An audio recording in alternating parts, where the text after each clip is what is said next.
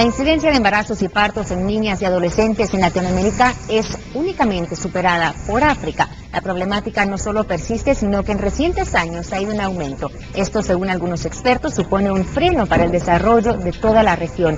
Entre 25 y 108 de cada 1000 jóvenes de 15 a 19 años son madres en los países de América Latina y el Caribe, según datos de la Comisión Económica para América Latina y el Caribe.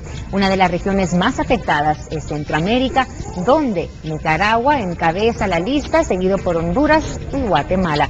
En nuestro país las cifras son realmente alarmantes y vemos las siguientes gráficas. Las cifras del Ministerio de Salud y el Observatorio en Salud Reproductiva muestran un incremento en el número de partos desde el 2009. En ese año se reportaron 1.600 infartos entre niñas de 10 a 14 años y cerca de 40.000 entre jóvenes de 15 a 19 años. El año siguiente, el 2010, aumentan ambas cifras y se registra un total de 45.058 partos en niñas y jóvenes de 10 a 19 años. La tendencia continúa en aumento. Durante el 2011 se duplican los partos entre niñas de 10 a 14 años y entre jóvenes de 15 a 19 llegó a más de 46.000. Ese año se registraron más de 49.000 partos entre jóvenes y niñas y hasta octubre del 2012 se contabilizaron más de 41.000 embarazos. Vamos a abordar el tema con Susi Bautista de Plan Internacional Guatemala. Susi, muy buenos días, gracias por estar con nosotros. Buenos días, gracias a ustedes por invitarnos para poder conversar un poco sobre la problemática que es tan importante, el tema del embarazo y los partos en niñas y adolescentes. Entonces, muchas veces no nos damos cuenta de la realidad que nos rodea, no nos enteramos de que hay niñas de 10 años dando a luz. ¿Cómo se vislumbra esta problemática en el país? Bueno, el tema de los partos en niñas, que son los registros que podemos revisar, es alarmante para el país porque estamos hablando de niñas que son madres. Y esta situación nos lleva a analizar cuál es la problemática de violencia que están viviendo las niñas en el país. Es una situación también de desvalorización de las niñas. Tenemos una sociedad que asigna roles específicos. Uno de ellos es la maternidad y el matrimonio a temprana edad en las niñas. Para Plan realmente es muy preocupante la situación. Los partos en niñas registrados va en aumento.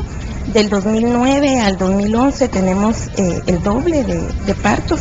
Tenemos 3.000 partos registrados. De niñas entre 10 y 14 años. Entre 10 y 14. Y luego los vamos viendo hacia los 19 años y tenemos 50.000.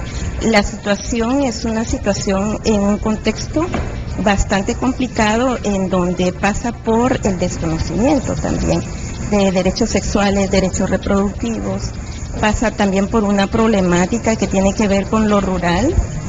Muchas veces la información, el acceso a espacios amigables no es posible. Entonces es una problemática del país que vamos a tener como desafío para el desarrollo. Claro, es una problemática realmente compleja la que se enfrenta con estas cifras, con las niñas y jóvenes que están embarazadas y dando a luz, ¿no?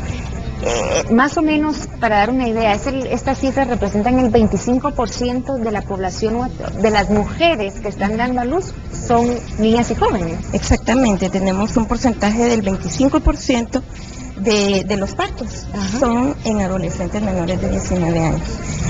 Tenemos también, si una niña es madre a los 10, 12 años, a los 35 años podría tener unos 5 o 6 hijos. Para el tema de sus propias habilidades, de su acceso a la educación, a un trabajo digno, representa un gran desafío. Además, los niños de madres adolescentes y de niñas también enfrentarán situaciones como desnutrición, desventajas. Las niñas también deberán de enfrentar grandes desafíos en el tema de romper con ciclos generacionales de pobreza. Es un atraso para el desarrollo en el país, como le indican algunas organizaciones, ¿no? O sea, esto provoca cierto atraso, cierta limitante en el desarrollo del país por los factores que tú ya mencionaste. Va a ser más difícil acceso a la salud, primero que nada, de los niños que puedan tener, la educación, el empleo. Sí, es un problema que se debe atacar de toda área, de manera integral. ¿Y cuáles son las soluciones que ustedes plantean o qué es lo que están pidiendo tanto las autoridades como a la población civil? Bueno, nosotros consideramos que uno de los aspectos fundamentales es el tema de reconocer que es un problema de ejercicio de derechos. cuando no existe el acceso a información, a asesoría y a orientación, pasa por un ejercicio de derechos que no se está dando.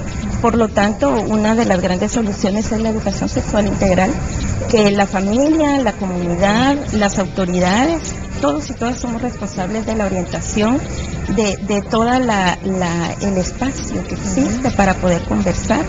Estamos hablando también del sistema de protección que requiere realmente de elementos para el seguimiento y denuncia de la violencia sexual, porque estamos hablando de niñas menores de 14 años. Debemos de hacer una investigación para ver qué sucedió a una niña de 10, 11 años. Claro, porque lo más probable es que no vaya a ser consensuada esa relación que está teniendo y que llevó a ese embarazo, exactamente, ¿no? Yo sé que hay denuncias al respecto, o sea, ¿sí se dan las denuncias debidas en estos casos? Sin embargo, hay muy pocas denuncias realizadas, ¿verdad? Al año anterior, en el mes de noviembre, se presentó también una ruta de denuncia en donde la Secretaría contra la Violencia, Trata y Explotación tiene un rol muy importante. Entonces, allí también Plan considera que el fortalecimiento de las instituciones públicas es fundamental para que puedan ejercer su papel. Otra es la ruta de atención a embarazo que estableció el Ministerio de Salud Pública. Consideramos que todos y todas somos responsables y que podemos realmente tener un rol importante para la prevención del embarazo y para también la valorización de las niñas, que es algo sumamente importante. Claro, y tú hablaste de información, de educación sexual, pero yo creo que ese no es el único tema y el problema. O sea, aparte de tener la información, bueno, ya se te informa de que tienes que usar algún método para evitarlo, o la abstinencia, lo que vaya a hacer, ¿no? El acceso también a esos métodos anticonceptivos. Claro, pasa por tener la información, por la comunicación, por romper la barrera de lo rural. Las niñas indígenas son entre las niñas las más afectadas también. Esto pasa por un tema de exclusión social. Y otra de las situaciones también es que pasa por autoestima, ¿verdad? Por qué deseo yo, habilidades para la vida. ¿De qué estamos hablando? De herramientas que permitan precisamente a las niñas contar con una serie de habilidades.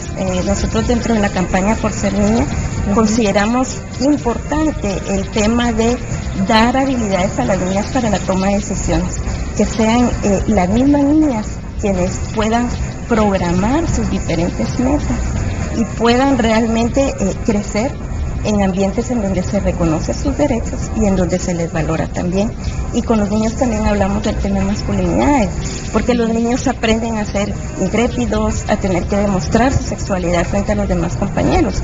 Entonces también es importante trabajar con los niños y hombres jóvenes para que también tengamos ese cambio de ideas, ese cambio de conductas, de normas establecidas que lo que hacen realmente es vivir en desigualdad. Claro, imagino que hay que crear una conciencia entre toda la población, no solo las autoridades, sino que, como tú mencionas, dentro de los jóvenes y en las familias, ¿no? También en los padres de familia muchas veces uno delega ese tipo de cosas al colegio, a las autoridades, cuando realmente también debe ser responsabilidad de uno. Sí, y en los estudios también que nosotros tenemos, los jóvenes le dan un papel fundamental a la familia, porque no están teniendo allí la primera orientación. Debemos ya de dejar de ver el tema de sexualidad como algo solamente de relaciones sexuales. Va más allá, es integradora, y de verlo como algo tabú que no se habla, ¿verdad? Los jóvenes, las niñas, los niños están aprendiendo de sexualidad en sus relaciones cotidianas con un embarazo, asumiendo la paternidad, teniendo también que recibir consejos de sus compañeros que muchas veces son erróneos. Entonces tenemos, además del embarazo, VIH, infecciones de transmisión sexual. Tenemos mucha necesidad de realmente conversar.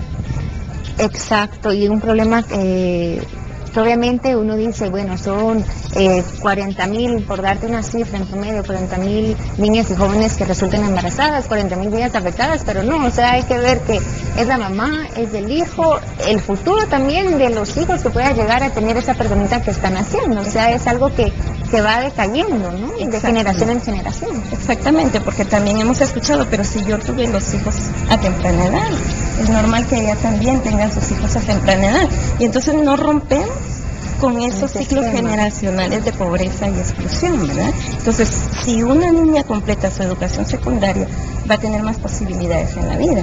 Y esto también va a representar para ella, si decide casarse, tener sus hijos, tener hijos o no, va a representar mayor oportunidad. Las mujeres educadas pueden transformar más su entorno, su vida, su familia, y esto es algo muy importante. Igual los hombres se benefician de la igualdad. Eso sí, te agradecemos haber estado con nosotros esta mañana abordando esta problemática muy compleja que afecta, como dijimos, a toda la región, pero también Guatemala severamente afectada por esto, y aunque vimos un descenso del 2011 al 2012 de esos embarazos que se dieron, igual es una cifra alarmante que hay que crear conciencia, tomar en cuenta y, como tú dices, ser un rol de tanto autoridades como la sociedad civil. Muchísimas gracias. Gracias. Y nosotros vamos a cerrar este tema, como siempre, lanzando la pregunta del día, y nosotros desde muy temprano le lanzamos esta pregunta a través de nuestras redes.